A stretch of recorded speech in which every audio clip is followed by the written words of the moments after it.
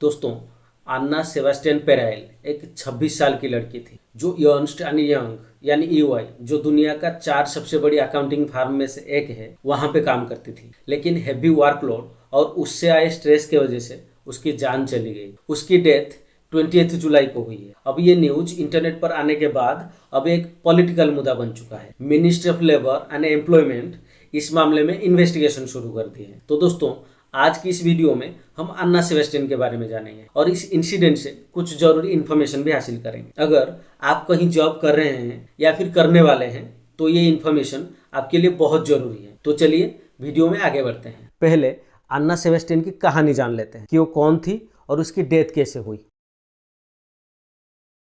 अन्ना Sebastian peril profession में एक chartered accountant थी। कई साल की मेहनत के बाद नवंबर 2023 में उसने अपना सीए कोर्स पूरा किया। दोस्तों, सीए कोर्स कंप्लीट करना कोई आसान बात नहीं है। इससे भी इंडिया में यूपीएससी की तरह एक टफ एग्जाम माना जाता है। सीए बनने के बाद अन्ना सेबेस्टियन को अर्न्स्ट एंड यंग यानी ईवाई के पुणे ब्रांच में ऑडिट और एश्योरेंस एग्जीक्यूटिव की जॉब मिल गई। दोस्तों, ईवाई दुनिया की 4 बड़ी अकाउंटिंग फर्म में से एक है। इसका 150 कंट्रीज में 700 से भी ज़्यादा ऑफिसेस हैं और 4 लाख तक एम्प्लॉइज वहाँ काम करते हैं। अन्ना सेबेस्टियन अपनी इस न्यू जॉब से बहुत खुश थी और अपनी इस खुशी को उसने लिंक्डइन पर भी शेयर किया था। लेकिन दोस्तों, उसकी ये खुशी ज़्यादा दिन तक नहीं रही। उस पर काम का प्रेशर बढ़ने लगा और हैवी वर्कलोड की वजह से उसके वर्किंग आवर भी लंबे होने लगे। ऑफिस में काम खत्म नहीं होता था, इसीलिए उसे घर आने में अक्सर आधी रात हो जाती थी। काम का बोझ इतना बढ़ गया कि उसे अपने घर से भी काम करना पड़ता था। छुट्टी भी नहीं मिलती थी उसको। इस वर्कलोड की वजह से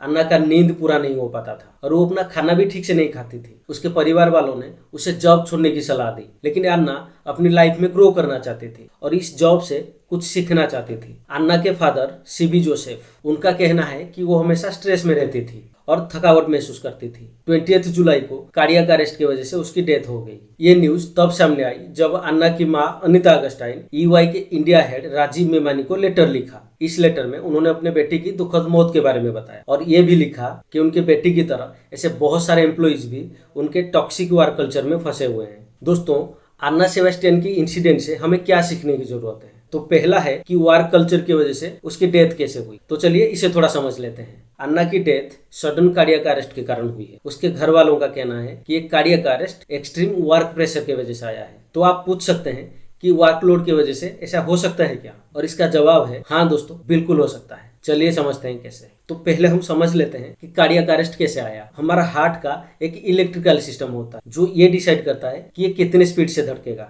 ये सिस्टम एक रेगुलर पैटर्न मेंटेन करता है ताकि हार्ट स्मूथली काम कर सके और सिस्टम में कुछ गड़बड़ी ना आए। अगर सिस्टम में कोई प्रॉब्लम आए तो दिल की धड़कन की स्पीड और पैटर्न इरेगुलर हो सकती है, यानी दिल बहुत तेज या फिर बहुत धीरे धड़क सकता है। इस इरेगुलर हार्ट बीट को आरिथमियाज कहा जाता है। इस वजह से हमारा हार्ट शरीर के अलग अलग ऑर्गन्स तक ब्लड पंप नहीं कर पाता है।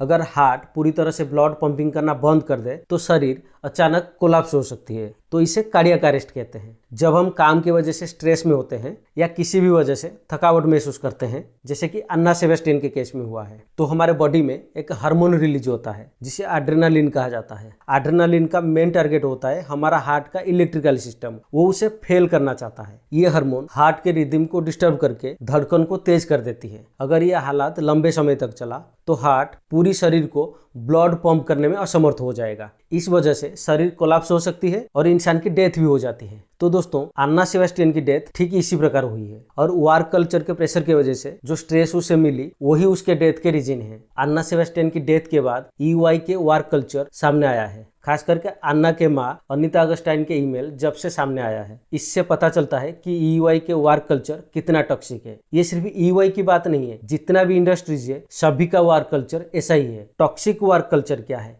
इसके बारे में थोड़ा जान लेते हैं। टॉक्सिक वर्क कल्चर का मतलब होता है कि आप जहां काम करते हो वहां का माहौल बहुत खराब है। वहां काम का बोझ इतना होता है कि आप लंबे समय तक काम करोगे लेकिन आपका काम फिनिश नहीं होगा। इसके वजह से आप हमेशा देर से घर आओगे। काम का प्रेशर इतना होगा कि आप अपना पर्सनल लाइफ एंजॉय करना भूल जाओगे। आपको आपकी मैनेजर की कॉल आएगा कि ये काम थोड़ा अर्जेंट है, इसको फिनिश कर लो, और आपको करना ही पड़ेगा वरना जॉब चली जाएगी या फिर आपको बुलिंग भी की जाएगी। कुछ वर्क प्लेसेस में ऐसे मैनेजर्स या फिर टीम लीडर्स होते हैं जो आपको सिर्फ काम देते रहेंगे लेकिन कभी भी आपको सपोर्ट या गाइडेंस नहीं देंगे। तो यहाँ पे आप एक मशीन की तरह काम करोगे। अन्ना सेबास्टियन की डेथ बिल्कुल ऐसे ही टॉक्सिक वर्क कल्चर की वजह से हुआ है। ये सिर्फ EY जैसे एक अकाउंटिंग फर्म की प्रॉब्लम नहीं है, बल्कि लगभग सभी इंडस्ट्रीज में ऐसे ही वर्क कल्चर देखने को मिलता है। चाहे वो कंसल्टिंग, टेक, फाइनेंस या कोई भी इंडस्ट्रीज हो, सब में लगभग सेम वर्क कल्चर काफी कॉमन है। सभी अपना फायदा देखते हैं, लेकिन एम्प्लॉय के वेलबींग पर कोई भी ध्यान नहीं देता है। एम्प्लॉय को बस काम करना है, चाहे कितने भी लॉन्ग आवर्स हो, टाइट डेडलाइंस हो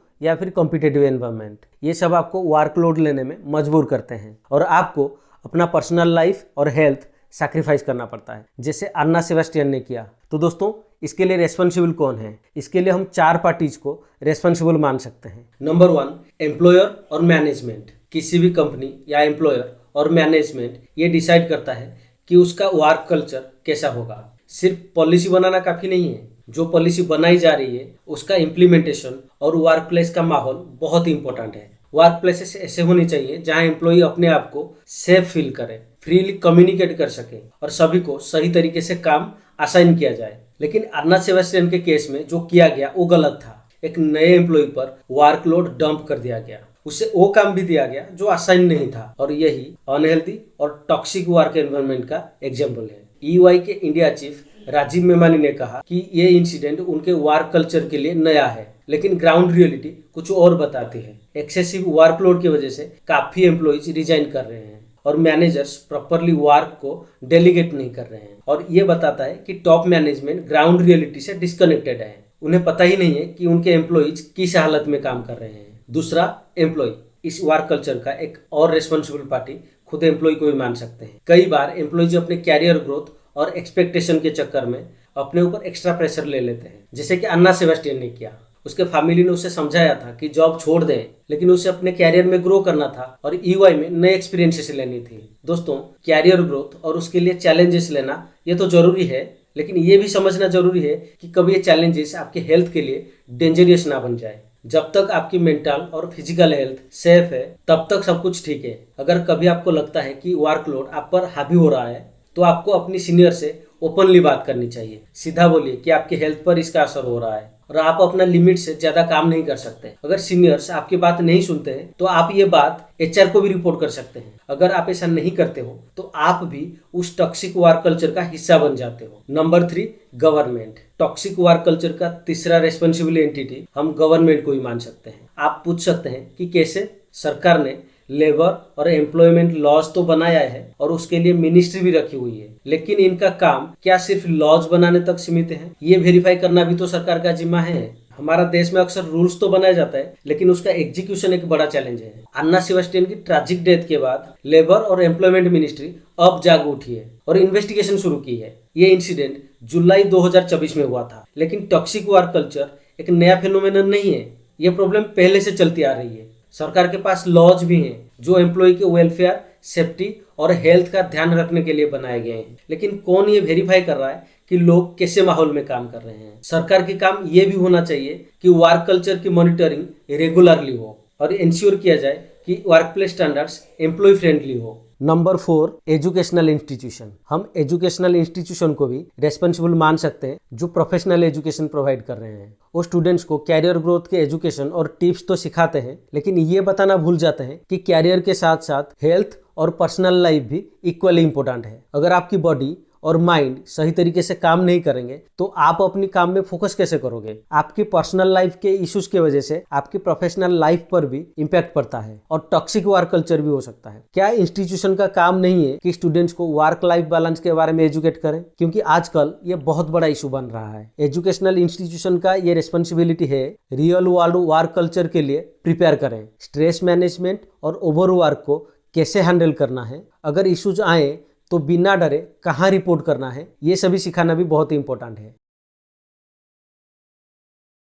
तो दोस्तों, अगर हम खुद को ऐसे सिचुएशन में पाएं तो हमें क्या करनी चाहिए? ये क्वेश्चन जरूर आपके मन में आएगा। हम सबके लिए कैरियर तो इंपॉर्टेंट है, हम अपने सपने पूरा करना चाहते हैं, जो हमारा एम्बिशन है उसे भी अचीव करना जरूरी है। तो इसके लिए हार्ड वर्क और ओवरवर्क भी जरूरी लगता है। जब तक ज़्यादा मेहनत नहीं करोगे, ज़्यादा मिलेगा कैसे? ये बात सही है दोस्तों, लेकिन हेल्थ भी इक्वली इंपॉर्टेंट है। सोचिए, अगर आप बीमार होकर हॉस्पिटल में एडमिट हो जाते हैं तो आप काम कर पाओगे? तो उस वक्त काम भी तो रुक जाता है। पहले आपको अपना हेल्थ ठीक करना पड़ेगा, फिर जाके आप वापस काम कर सकते हैं। आप जितना भी काम करने की कोशिश करें, लेकिन ये याद रखिए कि आपकी लाइफ सबसे पहले आती है। अगर आपकी लाइफ नहीं रहेगी तो आपके सपने, कैरियर और एम्बिशंस का क्या होगा? नहीं रहेगी। जो कंपनी के लिए आप अपना सब कुछ सैक्रिफाइस कर रहे हैं, वो आपको क्या देगी? मंथ एंड में सैलरी और ईयर एंड में कुछ एक्स्ट्रा बेनिफिट्स। अन्ना सेबेस्टियन को क्या मिला? 4 महीने की एक्सट्रीम वर्कलोड, जिसकी वजह से उसे स्ट्रेस और कार्डियक अरेस्ट आया। उसके एम्प्लॉयर को खुद अपने टॉक्सिक वर्क कल्चर के बारे में पता नहीं था और उसके फैमिली को उसके लिए लेटर लिखना पड़ा। फ्यूनरल में भी ऑफिस का कोई भी रिप्रेजेंटेटिव नहीं था। मैं ये नहीं कह रहा कि आपको चैलेंजेस नहीं लेनी चाहिए या हार्डवर्क नहीं करनी चाहिए। ये सब कैरियर ग्रोथ के लिए जरूरी है। जब तक चैलेंजेस नहीं आएंगे, इंसान सीखेगा कैसे? लेकिन ये भी समझना जरूरी है कि आपको अपना हेल्थ और पर्सनल लाइफ का कॉम्प्रोमाइज नहीं करना चाहिए। ये भी उतना जरूरी है। अगर वर्क प्लेसेस में आपको ओवरवर्क दिया जा रहा है तो आपको अपना लिमिटेशन का ध्यान रखना चाहिए। आप इतना छोटा सा पत्थर उठा सकते हैं, लेकिन आपको कोई कहे कि 200 किलो का पत्थर उठाइए तो ये आपकी कैपेसिटी से बाहर होगा। आप बजरंगबली नहीं है कि 200 किलो क्या पहाड़ उठा लेंगे। इसीलिए आप जितना फिजिकली और मेंटली मैनेज कर सकते हैं उतना ही कीजिए। अगर आपको लगता है कि वर्कलोड आप पर नेगेटिव इम्पैक्ट डाल रहा है तो अपने आप को रेस्ट देना जरूरी है। अगर आपके वर्क प्लेसेस में आपको ज़्यादा डिमांडिंग टास्क दिए जा रहे हैं तो सीनियर से ओपनली बात करना चाहिए या फिर एचआर को रिपोर्ट करना चाहिए। इसके बावजूद अगर कोई रिस्पॉन्स नहीं आ रही है तो अल्टरनेट जॉब ढूंढना आपके लिए एक ऑप्शन भी है। याद रखिए, आपको उसी कंपनी में हमेशा काम नहीं करना है, कभी ना कभी तो छोड़ना है। आपके पास क्वालिफिकेशंस और स्किल्स हैं, आपको दूसरी अपॉर्चुनिटीज मिल सकती हैं। जॉब स्विच करने का समय कभी भी आ सकता है, तो अब क्यों नहीं? तो दोस्तों, ये थी वो इन्फॉर्मेशन जो मैं आप तक पहुंचाना चाहता था। अपना फीडबैक्स कमेंट्स में ज़रूर दें। अगर ये वीडियो इन्फॉर्मेटिव लगा तो लाइक और शेयर कीजिए ताकि ये इन्फॉर्मेशन और लोगों तक पहुंच सके। और चैनल को सब्सक्राइब करना ना भूलें, क्योंकि ऐसे और भी इन्फॉर्मेटिव वीडियोस हम लाते रहेंगे। धन्यवाद।